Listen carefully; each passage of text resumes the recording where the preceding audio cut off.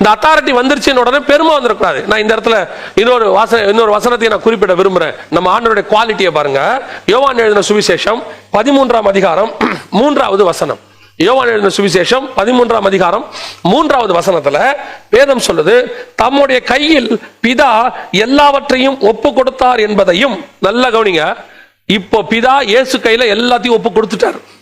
பிதா மொத்த அதிகாரத்தையும் இயேசு கையில கொடுத்துட்டார், ஒப்பு கொடுத்தார் என்பதையும், தான் தேவனிடத்திலிருந்து வந்ததையும் தேவனிடத்துக்கு போகிறதையும் இயேசு அறிந்து போஜனத்தை விட்டு எழுந்து, 4வது வசனம், போஜனத்தை விட்டு எழுந்து வஸ்திரத்தை கழற்றி வைத்து ஒரு சீலையை எடுத்து அறையிலே கட்டி கொண்டு, 5வது வசனம், பின்பு பாத்திரத்தில் தண்ணீர் வார்த்து சீஷருடைய கால்களை கழுவவும் தாம் கட்டி கொண்டிருந்த சீலையினால் துடைக்கவும் தொடங்கினார். இந்த அத்தாரிட்டி எதுக்கு? அதை தான் சொல்ல வரேன். இயேசு கிட்ட இப்ப மொத்த அத்தாரிட்டியும் கொடுத்துட்டாரு பிதா. இயேசு கையில மொத்த அத்தாரிட்டி வந்துருச்சு பாருங்களேன். இப்போ அந்த அத்தாரிட்டி வந்த உடனே இயேசு என்ன பண்ணிருக்கணும்? முதல்ல நம்மள என்ன பண்ணுவோம்? இப்ப அத்தாரிட்டி கொடுத்தும் அந்த அத்தாரிட்டியை அறகுறையா யூஸ் பண்ற ஆட்கள் ஆடுற ஆட்டமே தாங்க மாட்டேங்குது. கொஞ்சம் இப்ப ஆண்டவர் அத்தாரிட்டி கொடுத்திருக்கிறாரு, அதை தெரிஞ்சுக்கிட்டு ஒரு ஊழியக்காரன் அல்லது ஒரு விசுவாசிக்கு கர்த்தர் அந்தந்த ஸ்டேட்டஸ்ல ஒரு அத்தாரிட்டி கொடுத்திருக்கிறார். அந்த அத்தாரிட்டியை கையில வச்சுக்கிட்டு நம்ம கிடைச்சிச்சுன்னா, ஒரு உதாரணம் சொல்றேன், ஒரு வரம் கிடைச்சிருச்சுன்னு வச்சுங்க. ஆனா வரம் கூட விடுங்க, ஒரு பாடுற கிஃப்ட் கிடைச்சிருச்சுன்னு வச்சுங்க. அந்த டேலண்ட், அது கிஃப்டோட டேலண்ட், ஒரு பாடுற டேலண்ட் கிடைச்சிட்டா என்ன பெருமை. அதை வச்சுக்கிட்டு நான் யார் தெரியுமா, என்ன மாதிரி மாட முடியுமா, என்கிட்ட நீ பேசுறவளை வச்சுக்காத. இன்னைக்கு நிறைய பேர் சொல்றாங்க. ஒரு சின்ன டேலண்ட். எனக்கு ரொம்ப ஆச்சரியங்க, இயேசு கிறிஸ்து கிட்ட மொத்தத்தையும் பிதா கொடுத்துட்டாராம், மொத்தம். இப்ப யோசிச்சு பாருங்க, அந்த குரூப்ல ஒருத்தன் உட்கார்ந்துருக்கான், அவரை காட்டி கொடுக்க போறார். இயேசு கிறிஸ்துவை காட்டி கொடுக்கிறோம், அந்த குரூப்ல இருக்கிறான், அது இயேசுவுக்கும் தெரியும். இப்போ பிதா மொத்த அதிகாரத்தையும் இயேசு கிட்ட கொடுத்திருக்கிறார். வசனம் சொல்லுது பாருங்க, தம் கையில் பிதா எல்லாவற்றையும் ஒப்பு கொடுத்தார் என்பதையும். அப்ப இந்த அதிகாரம் வந்த உடனே இயேசு என்ன பண்ணிருக்கணும் அப்படிங்கிறதுக்குள்ள யூதாஸ அப்படியே அக்கினியில பஸ்பம் ஆக்கியிருக்கணும். நம்மள அதான் செய்வோம், சீஷர்கள் அதான் செய்வாங்க. அவங்க சொல்றாங்க, இயேசுக்கு விரோதமா ஒரு கூட்டம் பேசின உடனே அக்கினி இறக்கி அவர்களை அழித்து போடுங்கிறான். நம்முடைய மனநிலை அது. அப்ப என் கையில் இருக்கிற அதிகாரம் எதுக்கு? அடுத்தவனை அழிப்பதற்கு அல்ல. அதிகாரம் வரும்போது தாழ்மை வரணும். இயேசு தன்னிடத்தில் பிதா ஒப்பு கொடுத்தார் என்பதை அறிந்த உடனே சீலையை கட்டி கொண்டு கால்களை கழுவ தொடங்கினார். ஏன்? அதிகாரம் வந்தோம் நம்ம என்ன பண்றோம்? அதிகாரம் வந்து மேல உட்காந்துட்டு எங்கிட்டே பேசுறியா, நான் யார் தெரியும்ல, இன்னார், நான் யார் தெரியும்ல, இதுக்கு தலைவர், அதுக்கு செக்ரட்டரி, இந்த பிஷப், அதுல நான் அப்படி இருக்கேன். நான் யாரையும் குறை சொல்லல. கர்த்தர் உங்க கையிலும் என் கையிலையும் ஒரு போஸ்டிங்கையோ அல்லது ஒரு பதவியையோ அல்லது ஒரு அதிகாரத்தையோ அல்லது ஊழியத்தில் மேன்மையான ஒரு இடத்தையோ கொடுத்திருப்பது எதற்காக தெரியுமா? அடுத்தவர்களுக்கு ஊழியம் பண்ணுவதற்கு, அடுத்தவர்களை அதிகாரம் பண்ணுவதற்கு அல்ல. இன்னைக்கு அத்தாரிட்டின்னு பேர்ல அடுத்தவனை மிரட்டிக்கிட்டு என்ன பேசினா கர்த்தர் உன்னை கொண்டு போடுவார் சொல்றாங்க. என் மேல எனக்கு ஒரு வார்த்தை சொன்னா கர்த்தர் நொறுக்கி போடுவார். பேசினா பேசிட்டு போட்டு போயிட்டே இருக்க வேண்டியதுதான். பேசுறவர்கள் உயர்ந்ததே கிடையாதுங்க. நம்ம வேலை அது இல்லவே இல்லை. நம்ம வேலை தேவனுக்கு சேவை செய்வது, நம்ம வேலை இல்லாதவர்களுக்கு போய் சேவை செய்வது. தாழ்மை வரணும். ஏசிங்க காட்டுறாரு பாருங்க, அப்படியே முழுவதுமா கால்களை கழுவ தொடங்கினார், முழு அத்தாரிட்டியை வச்சுக்கிட்டு. அடுத்து இந்த அத்தாரிட்டியோட கெட்சமனைக்கு போறாரு. இந்த அத்தாரிட்டியோட கெட்சமனைக்கு போன உடனே அங்க வந்து அவரை பிடிக்க வராங்க. வந்து இவர்கிட்ட இவரே போய் வாலண்டியரா கேட்கிறாரு. ஏன்னா ரொம்ப நேரமா கெட்சமனையில அலையறானுங்க போல, அந்த இருட்டில் அலையறாங்க அவங்க இயேசுவை காணாம. அப்ப இவரே போய் கேட்கிறாரு, யாரை தேடுகிறீர்கள்? அப்போ ஒருத்தர் சொல்றாரு, நசரேயனாகிய இயேசுவை தேடுகிறேன். இயேசு நான் தான் என்றவுடன், அந்த இடத்துல நீங்க வாசிச்சு பாருங்க, நான் தான் என்றவுடன் அவன் பின்னிட்டு விழுந்தான்னு இருக்கும். இவர் நான் தாங்கிறதுக்கும் அவன் பின்னிட்டு விழுறதுக்கும் என்னங்க சம்பந்தம்? இவர் நான் தான் சொன்னது ஏன் அவர் பின்னிட்டு விழுந்தாரு? நல்ல கவனிங்க. நான் தான் அப்படிங்கறதோட அர்த்தம் என்னன்னா ஐ ஆம். அவர் கேட்கிறாரு, who is that Nazarene Jesus of Nazareth அப்படின உடனே அவர் I am அப்படிங்கறார். இந்த I am எது தெரியுங்களா? 3ஆம் அதிகாரத்துல யாத்திராகமத்துல மோசே கேட்கிறாரு, உம்முடைய நாமத்தை என்னவென்று சொல்வார்கள்? இருக்கிறவராகவே இருக்கிறேன்னு போய் சொல்லு. I am the who I am. அந்த பவர் 4000 வருஷமா இருக்கிற ஒரு தேவன், 400 வருஷமா இஸ்ரவேலுக்கு ஆபிரகாமுக்கும் ஈசாக்குக்கும் யாக்கோபுக்கும் இருக்கிறதான ஒரு தேவன் I am. அந்த அத்தாரிட்டி, அந்த பவர் இயேசுக்குள்ள இருந்து வெளிப்படுகிறது. அந்த பவர் வெளிப்பட்ட உடனே அவன் பின்னிட்டு விழுகிறான். அப்படின்னா என்ன அர்த்தம்? அந்த இயேசுக்குள்ள இருந்து இயற்கையாகவே அந்த அத்தாரிட்டி வெளியே வருது. இப்ப இயேசு பாக்குறாரு, இந்த அத்தாரிட்டியோட இருந்தா அவன் என்ன பிடிக்க முடியாது. நான் என் அத்தாரிட்டியை முழுக்க யூஸ் பண்ணனா ரட்சிப்பின் நிறைவேறுதல் நடக்காது. அதனால வேற வழியே இல்லை, என்னை குறைச்சிட்டு தான் முடியும்ட்டு அவர் போய் சொல்றாரு, நான் தான் என்று தன்னை ஒப்பு கொடுத்தார். அதோட அர்த்தம் என்ன? இயேசுவை அவருக்கு இருக்கிற அதிகாரத்தில் அத்தாரிட்டியில யாரும் பிடிக்கவே முடியாது, அவரா ஒப்பு கொடுத்தாதான் உண்டு. இந்த சேம் அத்தாரிட்டியை கர்த்தர் நம்ம கையில கொடுத்திருக்கிறார். ஏன்? பிதா எனக்கு கொடுத்தவைகளில் ஒன்றை நான் உங்களுக்கு மறைத்து வைக்கவில்லை. அந்த அதிகாரத்தை, ஆளுகையை கர்த்தர் இப்ப நம்ம கையில கொடுத்திருக்கிறாரு. இப்ப நம்ம என்ன பண்றோம்? இந்த ஆளுகைய I am இருக்கு. I am who I am. You know who I am? நான் யார் தெரியுமா? ஆண்டவர் உன்னை ஆபீஸ்ல ஒரு போஸ்டிங்ல உங்களை உட்கார வச்சிருக்கிறாருன்னா அந்த போஸ்டிங்ல உட்கார வச்சு அந்த போஸ்டிங்கோட அத்தாரிட்டியையும் அந்த போஸ்டிங்கோட மகத்துவத்தையும் அந்த போஸ்டிங் என்ன அதிகாரம் இருக்குன்னு காட்டுறதுக்காக இல்ல, அந்த போஸ்டிங்ல உட்கார்ந்து தேவ சாயலை வெளிப்படுத்துவதற்கு. அங்க உட்கார்ந்து நீ கிறிஸ்துவ காட்டணும் பாருங்க. அந்த இடத்துல இருந்து நீ தேவனை வெளிப்படுத்தணும். இன்னைக்கு உலகம் என்ன சொல்லி கொடுக்குது? உனக்கு ஒரு போஸ்டிங் இருக்குப்பா, அந்த போஸ்டிங்கை வெளியே காட்டு, அப்பதான் ஜனங்களுக்கு உன் மேல ஒரு மரியாதை வரும். இல்லைங்க, இல்ல. அந்த போஸ்டிங் எதுக்கு கொடுத்திருக்காரு தெரியுமா? அந்த போஸ்டிங்ல உட்கார்ந்து அவ்வளவு பெரிய போஸ்டிங்ல இருக்க மனுஷன் எவ்வளவு தாழ்மையா இருக்கிறாரு. இதுதான் உலகம் பார்க்கணும். சர்வ வல்லமையுள்ள தேவன். அதான் வசனம் சொல்லுது, பிலிப்பியர்கள் நிருபம் 2ஆம் அதிகாரம் 6 முதல் 11 வசனத்தை நீங்க வாசித்து பாருங்களேன். இந்த சம்பவத்தை அங்க பவுல் எழுதுவாரு, இதே சம்பவத்தை அங்க எழுதுவாரு. அவர் பிதா தனக்கு, அவர் தேவனுக்கு சமமாய் இருப்பதையும் தேவனுடைய சற்சொரூபமாய் இருந்தும் தான் தேவனுக்கு சமமாய் இருப்பதையும் கொள்ளையாடின பொருளாய் எண்ணாதபடிக்கு முடிவு பரியந்தம் அடிமையின் ரூபம் எடுத்து முடிவு பரியந்தம் சிலுவையின், அதாவது சிலுவையின் முடிவு பரியந்தம் தன்னை தாழ்த்தினார். காடுக்கு ஈக்குவல் ஆயிட்டாராமா இயேசு. தேவனுடைய தற்சொரூபமாய் இருந்தும் தான் தேவனுக்கு சமமாய் இருப்பதை கொள்ளையாடின பொருளாய் எண்ணாதபடிக்கு. இயேசு கிறிஸ்துவின் வார்த்தையை கவனிச்சு பாருங்க. பிதா எல்லாத்தையும் ஒப்பு கொடுத்து எனக்கு ஈக்குவல் பா நீன்னு சொல்லிட்டாராம். எனக்கு நீ ஈக்குவல் பா. அந்த சொன்ன உடனே இயேசு அதை கொள்ளையாடின பொருளாய் எண்ணாதபடி கிடைச்சிருச்சு போஸ்டிங். கிடைக்காத போஸ்டிங்க்கு அதை பெறுவேன் என்று சொன்னதுதான் பிசாசு. அந்த வானத்துக்கு ஏறுவேன், ஆராதனை கூட்டத்துக்கு தலைவனாவேன், அவருக்கு சமமாவேங்கிறது பிசாசு. அந்த போஸ்டிங்க கையில கொடுத்த போதும் இயேசு கொள்ளையாடின பொருளா எண்ணாமல் சிறை சீலை கட்டிக்கிட்டு அடிமையின் ரூபம் எடுத்து சீலை இடுப்புல கட்டுறது, இடுப்புல கட்டிக்கிட்டு, நம்ம ஊர்ல பாத்தீங்கன்னா இன்னும் துண்டை இடுப்புல கட்டுவாங்க, இடுப்பில் கட்டி கொண்டு அடிமையின் ரூபம் எடுத்து தன்னை தாழ்த்தினார். என்னது? கால்களை கழுவ தொடங்கினார். இதுக்கு தான் ஆளுகையை கர்த்தர் கையில கொடுத்திருக்கிறார். எதுக்கு ஆளுகை? நம்மை தாழ்த்துவதற்கு ஆளுகை. ஆளுகை வரும்போது பிசாசு கிட்ட தான் ஆளுகையை செலுத்தணும், சத்ரு கிட்ட தான் ஆளுகையை செலுத்தணும். மனுஷங்கிட்ட ஆளுகையை காட்டக்கூடாது. மனுஷங்கிட்ட போயிட்டு அவனே இடது கைக்கும் வலது கைக்கும் வித்தியாசம் தெரியாத மனுஷன், பாவம், தேவனை அறியாதவங்க, ஏதோ தேவனை அறியாததுனால அவங்க மூர்க்கத்தில் இருக்கிறாங்க. அவங்க கிட்ட போய் என்ன செய்யக்கூடாது?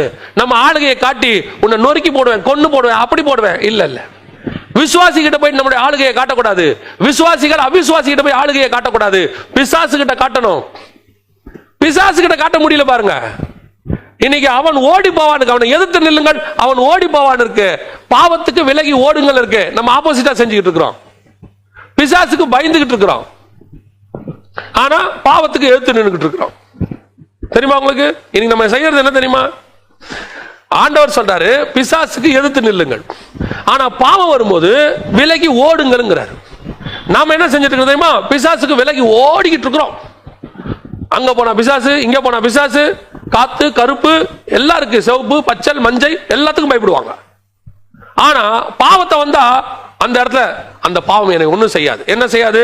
எல்லாரும் உட்காந்து குடிப்பாங்க, நான் நடுவில் உட்காந்து கொக்கோ கோலா குடிச்சிட்டு இருப்பேன். அதுல ஒரு பெருமை, நிறைய பேருக்கு ஒரு பெருமை சொல்லுவாங்க.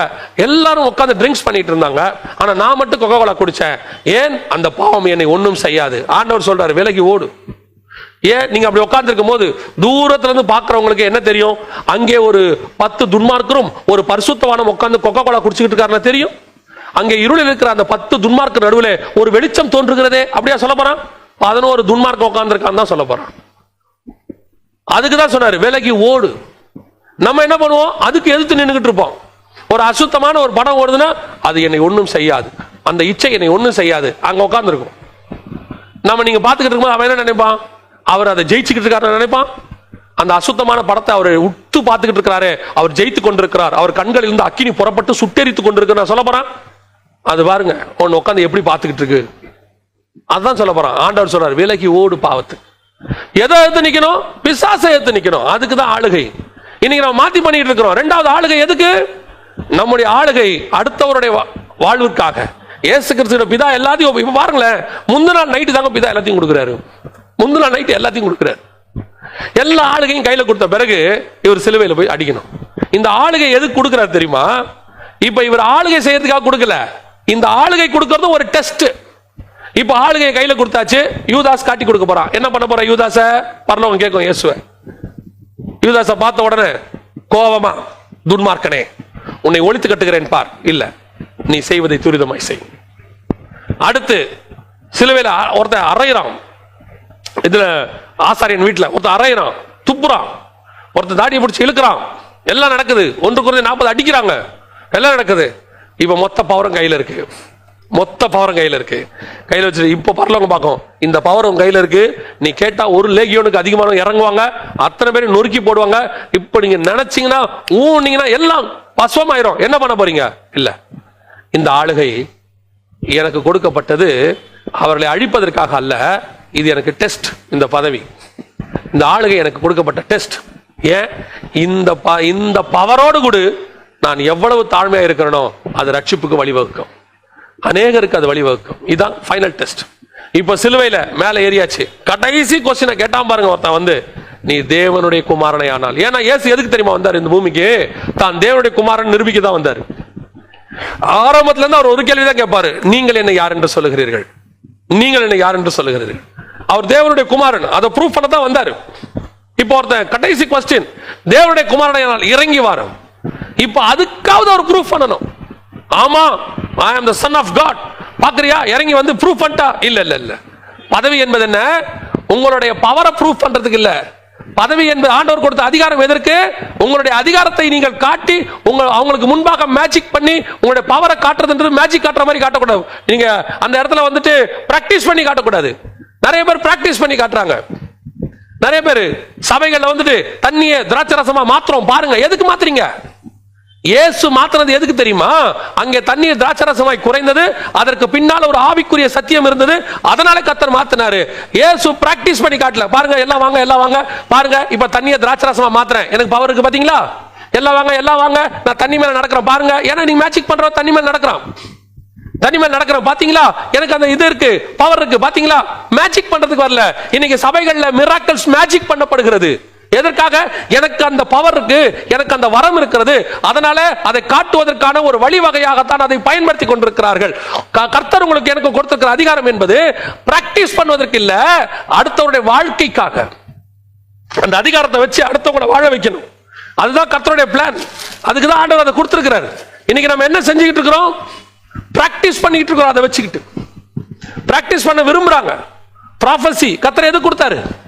அடுத்தவர் வாழ்க்கைக்காக, பக்தி விருத்திக்கு ஏதுவாக தான் தீர்க்க தரிசனம். பிராக்டிஸ் பண்றதுக்கு இல்ல. இன்னைக்கு ப்ராஃபசினாலே பிராக்டிஸ்.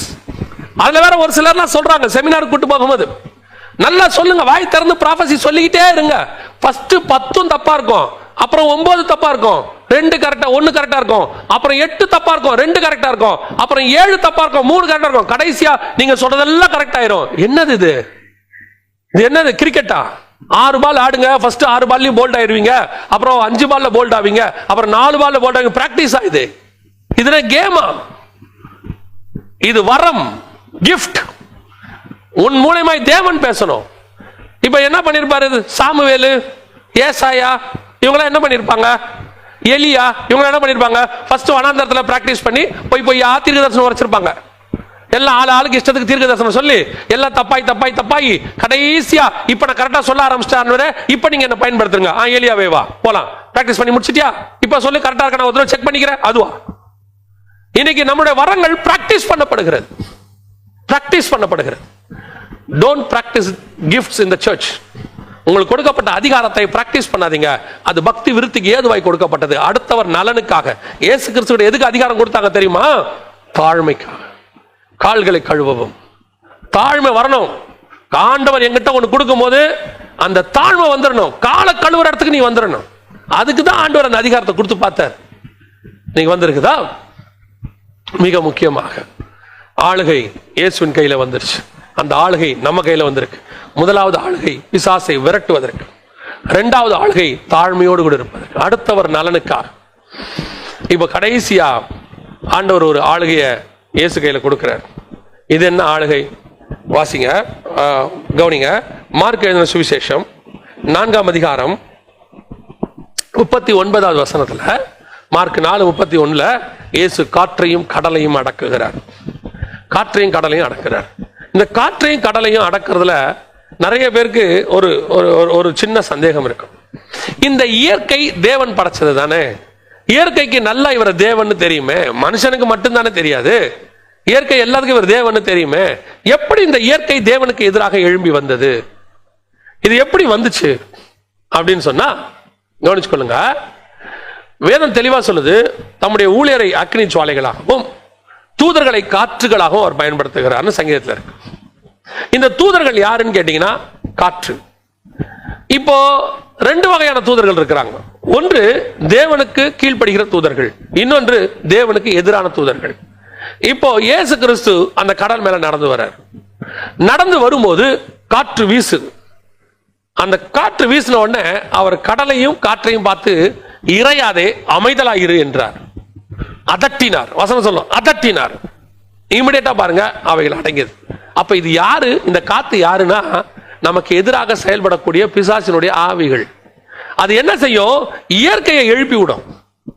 அந்த இயற்கையை நமக்கு அகைன்ஸ்டா எழுப்பி அது கையில இருக்கிற தன்னுடைய பவரை, இந்த இயற்கை பவர், இப்ப முதல்ல ஆண்டவர் நம்ம கையில பிசாசு மேல அத்தாரிட்டி கொடுத்திருக்கிறார். இப்ப பிசாசு, அதனாலதான் பிசாசோட நீங்க பாத்தீங்கன்னு சொன்னா 12ஆம் அதிகாரம் வெளிப்படுத்தின விசேஷத்துல அதன் வால் 1/3 நட்சத்திரத்தை இழுத்துது. ஏன்னு கேட்டா தலையை ஆண்டவர் நசுக்கிட்டார். இப்ப நம்ம கையில இருக்கிறது நசுக்கப்பட்ட, நமக்கு இப்ப இருக்கிறது தலை நசுக்கப்பட்ட பிசாசு. சோ வால் தான் இருக்கு, வால் துடிச்சுக்கிட்டு இருக்குது. இந்த துடிக்கிற வாழை பார்த்தே பயப்படுறவங்க நிறைய பேர் இருக்கிறாங்க. ஏற்கனவே ஆண்டவர் தலையை நசுக்கிட்டார், இப்ப அதோட வால் மட்டும்தான் ஆடிக்கிட்டு இருக்கு.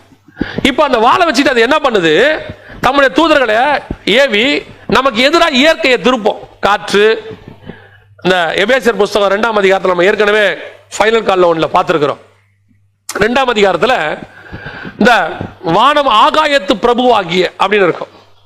ஆகாயத்து பிரபு அப்படின்னா என்ன அர்த்தம்னா விண்ட், அதாவது பிரின்ஸ் ஆஃப் விண்ட் அப்படின்னு இருக்கும் சில டிரான்ஸ்லேஷன்ல. இந்த காத்துக்கு ஒரு தூதன் இருக்கிறான், அவன் நமக்கு அகைன்ஸ்டா போராடுவானா. இப்போ அந்த காத்துடைய காலம் இது. இந்த காத்து தான் நமக்கு அகைன்ஸ்டா போராடுது. இந்த வைஃபை இது எல்லாமே இது நமக்கு அகைன்ஸ்டா இருக்கு. இது எல்லாமே கர்த்தர் நம்ம கையில இதுக்கு மேல அதிகாரத்தை கொடுத்தாருங்கிறதுக்கு ஒரு ப்ரூஃப் இருக்கு. அதுக்கு தான் இப்ப நான் சொல்ல வரேன். இந்த கடைசி காலத்துல நம்ம எல்லாருக்கும் ஒரு காரியம் இருக்கு. நமக்கு அகைன்ஸ்டா வேர்ல்டு கவர்மெண்ட் எதை வச்சு? RFID வச்சு, இந்த வைஃபை வச்சு, இந்த இன்டர்நெட்டை வச்சு எல்லாம் நம்மளை சர்வைல் பண்றாங்க. அப்படியே ஃபுல்லா சர்வைலன்ஸ், ஃபுல்லா நம்மளை கவர் பண்ணி பாக்குறாங்க. ஆனா ஒண்ணு மட்டும் தெரிஞ்சுக்கோங்க, இன்னைக்கும் அப்படி எதிராக எழும்புகிறதான இயற்கையை தன் கண்ட்ரோல்ல கர்த்தர் வச்சிருக்கிறாருங்கிறது தான் இந்த 40 நாளா நம்ம பார்த்துக்கிட்டு இருக்கிறோம். 28 நாளா இயற்கை முழுக்க கர்த்தருடைய கண்ட்ரோல்ல இருக்கு. பாருங்களேன், எல்லாம் கர்த்தர். இது சாத்தியமான்னு மட்டும் யோசிங்க. இது சாத்தியமானு முழு உலகத்தையும் இப்ப நம்ம ஆக்சுவலா எப்படி இருக்கும்னு கேட்டீங்கன்னா, ஒரு 150 வருஷத்துக்கு முன்னாடி 100 வருஷத்துக்கு முன்னாடி இருக்கிறதுல 50% இடத்துல நம்ம இருக்கிறோம். ஃபிளைட் இல்ல, ஜனங்க ஒரு இடத்துல இன்னொரு இடத்துக்கு ரொம்ப தூரம் போக முடியாது, எல்லாம் அவங்கவுங்க டிஸ்ட்ரிக்ட்டுக்குள்ள இருக்கிறாங்க. ஃபிளைட்டு கிடையாது, குறிப்பிட்ட நேரத்துக்கு தான் வெளியே வர முடியும். இதெல்லாம் ஒரு 100 வருஷத்துக்கு முன்னாடி உள்ளது. என்ன இப்ப நமக்கு இந்த டிவி, கரண்ட் இதுதான் இருக்க ஒழிய மற்றபடி இந்த வைஃபை இதுதான் இருக்கு. மற்றபடி மொத்த கண்ட்ரோலும் கர்த்தர் கையில தான் இருக்கு. அவர் நினைச்சா இன்னைக்கும் பூமியை அமைதலா மாத்திடுவார். இறையாதே அமைதலா என்ன, பூமி அமைதலா இருக்கும். இப்ப பாருங்க, வானம் அமைதியா இருக்கு. அப்படியே ஒரு ஃபிளைட் பறக்கல, எல்லா வானமும் அமைதியா இருக்கு. இப்ப பாருங்க, சமுத்திரம் அப்படியே இருக்கு, ஒரு கடல் கப்பல் போல. இப்ப பாருங்க, ஆறு, நதி எல்லாம் அமைதியா இருக்கு. இறையாதே அமைதல கர்த்தர் இன்னைக்கு இயற்கை கண்ட்ரோல்ல வச்சிருக்கிறார். இந்த அதிகாரத்தை தான் நம்ம கையில கொடுத்திருக்கிறார். அவர் சொல்றாரு, நீ விசுவாசத்தோடு மலையை பார்த்து பெயர்ந்து கடல்ல போன போகுமா. இன்னைக்கு அந்த அதிகாரத்தையும் கர்த்தர் நம்ம கையில கொடுத்திருக்கிறார். நமக்கு எதிராக செயல்படக்கூடிய பிசாசினுடைய கிரியைகள் இயற்கையை பயன்படுத்தும். இந்த இயற்கை மேலையும் கர்த்தர் நமக்கு அதிகாரத்தை கொடுத்து வச்சிருக்கிறார். அதனாலதான் எலியா வானத்தை அடைச்சாராம், வெண்கலத்தை போல வானத்தை மாத்தினாராம். முடியுது, மழையை வராம பண்ணவும் மழையை பெய்விக்க பண்ணவும் அவங்ககிட்ட அதிகாரம் இருக்கு. கடலை பிளக்கவும் திருப்பி கடலை சேர்க்கவும் அதிகாரம் இருக்கு. யோர்தானை பிளக்கவும் யோர்தானை சேர்க்கவும் அதிகாரம் இருக்கு. எதுக்கு சொல்ற? கர்த்தர் ஆளுகையை செய்து கொண்டிருக்கார். பூமி முழுக்க கர்த்தருடைய கண்ட்ரோல்ல தான் இன்னைக்கும் இருக்கு.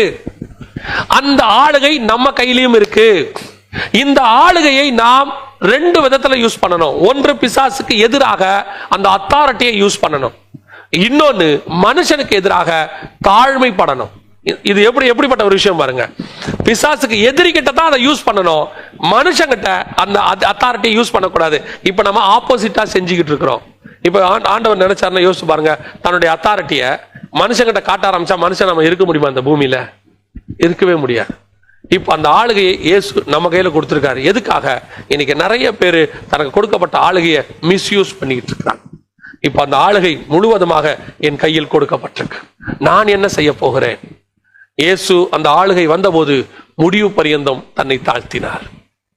சிலை எடுத்துக்கொண்டு அதை சீஷருடைய கால்களை கழுவத் தொடங்கினார்.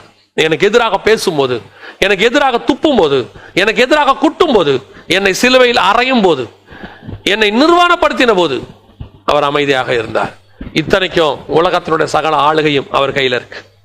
இன்னைக்கு நமக்கு வீட்டுல ஒரு கணவனுங்கிற அத்தாரிட்டி வந்துருச்சுன்னா அந்த அத்தாரிட்டி எதுக்கு? அந்த குடும்ப நலனுக்காக. அதான் எப்பவும் சொல்லுவேன், வேதம் சொல்லுது மனைவியினுடைய சரீரத்திற்கு அவன் அதிகாரின்னு இருக்கு. அதிகாரம் வேற, சர்வாதிகாரம் வேற. இப்ப கர்த்தர் அதிகாரத்தை கொடுத்திருக்கிறார் கணவனுக்கு. ஃபேமிலியில எந்த அதிகாரத்தை கொடுத்திருக்கிறார் தெரியுமா? மனைவியை நடத்துவதற்கான அதிகாரம். இப்ப நம்ம ஒரு முதலமைச்சருக்கோ எல்லாருக்கும் எலெக்ஷன்ல அதிகாரத்தை கொடுத்திருக்கிறோம். எதுக்காக?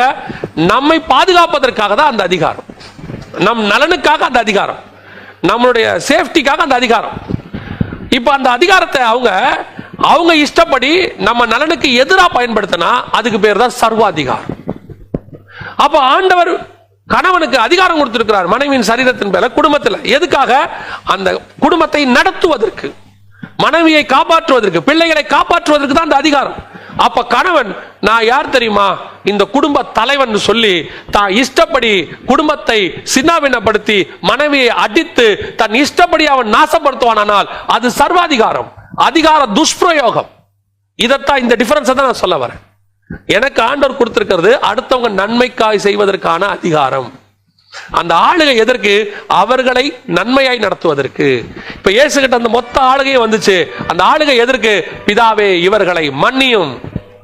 நம்ம கிட்ட அதிகாரம் வந்த உடனே ஆடக்கூடாது, அதிகாரம் வந்த உடனே பெருமை வரக்கூடாது, அதிகாரம் வந்த உடனே கோபம் வரக்கூடாது. ஏன்னா அதிகாரம் வந்தா தானா கோபம் வரும், ஒரு ஒரு அகம்பாவம் வரும், தலை கனம் வரும். எங்கிட்ட எவ்வளவு அத்தாரிட்டி இருக்கு, என்ன பார்த்தா நான் இந்த கமிட்டிக்கே தலைவர், நான் இந்த இடத்துக்கு ஏரியா தலைவர், என்ன பார்த்து நான் பிஷப், என்ன பார்த்து நான் பாஸ்டர், என்ன பார்த்து நான் எவ்வளவு பெரிய எவாஞ்சலிஸ்ட், என்ன பார்த்து இன்னைக்கு எல்லாருக்கும் இருக்கு. கொஞ்சம் ஒரு 5000 பேர் கூட்டத்துக்கு வந்துட்டாங்கன்னா உடனே தலைக்கு மேல கனம், பெருமை. அப்படியே ஒரு ஆபீஸ்ல ஒரு பெரிய போஸ்டிங் கிடைச்சா உடனே கீழே இருக்கிறவனெல்லாம் அப்படியே எறும்பு மாதிரி பார்க்கிறது. கவனிச்சுக்கொள்ளுங்க, கர்த்தர் கொடுத்திருக்கிற அத்தாரிட்டி எதற்கு தெரியுமா? பிதா தன்னிடத்தில் எல்லாவற்றையும் ஒப்பு கொடுத்தார் என்பதை அறிந்து அவர் கால்களை கழுவ தொடங்கினார். அந்த அத்தாரிட்டி அடுத்தவர் நலனுக்காக. அத்தாரிட்டி வரும்போது தாழ்மை வரணும். அதுதான் கர்த்தர் கொடுத்திருக்கிறார். நம்முடைய அத்தாரிட்டிய, அதிகாரத்தை, ஆளுகைய பிசாசு மேலையும் இயற்கை மேலையும் தான் செலுத்தணும், மனுஷன் மேல அன்பு செலுத்தணும். இதுக்கு தான் கர்த்தர் அத்தாரிட்டியை கொடுத்திருக்கிறார். நாம ஜெபம் பண்ண போகிறோம்.